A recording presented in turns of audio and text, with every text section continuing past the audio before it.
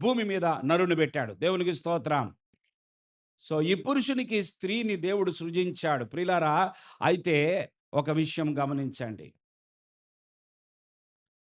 ఆ స్త్రీకి గాని, భూమి మీద ఉన్న జీవులన్నిటికి గాని పేర్లు పెట్టింది ఎవరయ్యా అంటే ఆ! ఆదాము. పేర్లు పెట్టమనేటటువంటి పని దేవుడు ఆదాముకు అప్పగించాడు. ఆదాము అన్నాడు గదా!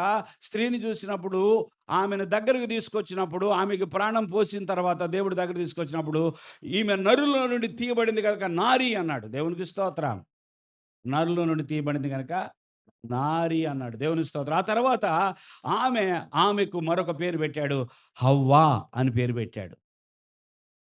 అవ్వ గాదు, అవ్వ కాదు. హవ్వ. హెచ్ ఏమని పేరు పెట్టాడండి? ఆ! యాడమ్ అండ్ ఈవ్ ఇంగ్లీష్‌లో Eve. First man, first woman. First man, first woman. ఆ వుమన్‌లో మ్యాన్ ఉన్నాడు.